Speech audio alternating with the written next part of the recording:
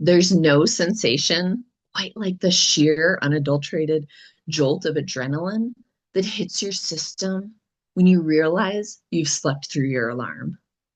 8:15 a.m. For most people, that's just a slightly late start. But for Sarah and Mark, it's nothing short of a catastrophe. They have high stakes back to back Zoom meetings starting at 9 a.m. sharp. And as you can tell by the panicked, wide eyed expression on their faces, the gravity of the situation is hitting them like a ton of bricks. The peaceful morning they had planned has vanished into thin air. The domestic Olympics have officially commenced. They're scrambling into the bathroom in a blur of robes and messy hair, but they've hit a significant bottleneck. Since the guest bathroom is currently undergoing renovations, they're forced to compete for a single bathroom.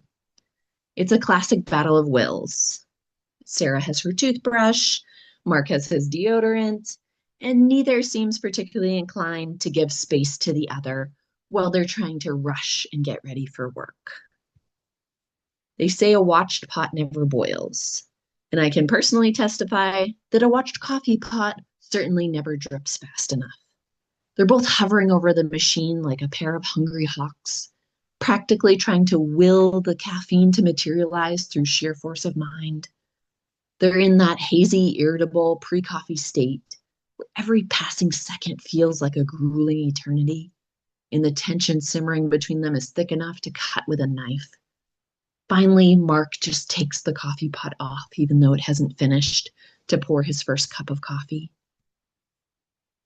Desperate times invariably call for desperate measures.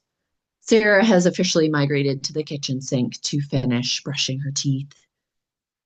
It's hardly the height of glamour or sophistication, but they're in a hurry.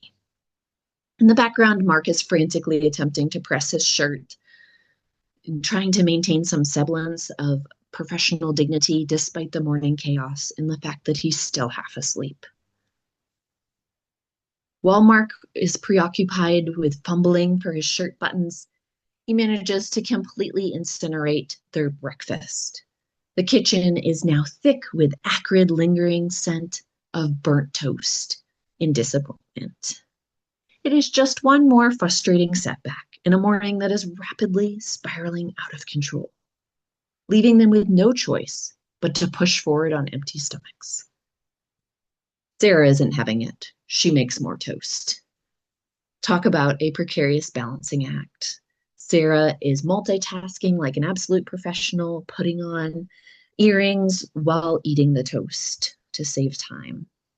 Mark is barely hanging on by a thread, drinking his coffee while frantically scrolling through his meeting notes, making sure he's prepared for 9 a.m.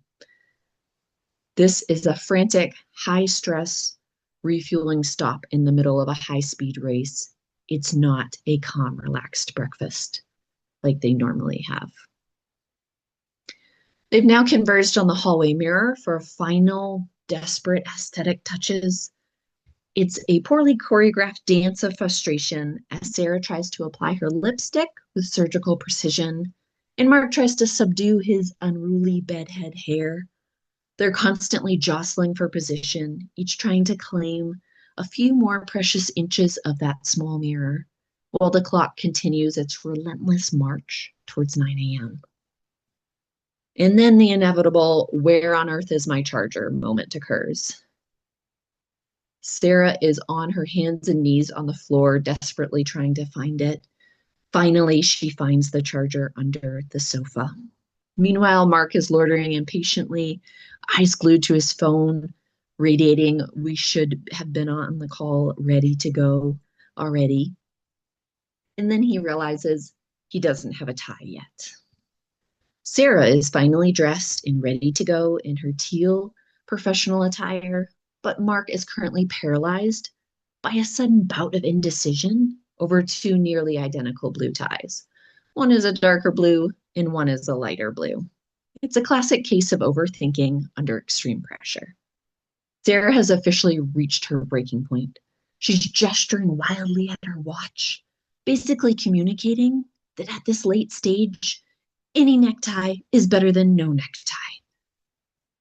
The final countdown has begun. They're checking their watches with increased frequency, visible as the 9 a.m. deadline approaches. They're essentially chugging their coffee and gathering their belongings in a chaotic whirlwind of activity. It's a desperate race against the clock, and unfortunately, the clock appears to be winning. They finally finished getting ready. They appear professional from a distance, yet physically and emotionally, they're exhausted.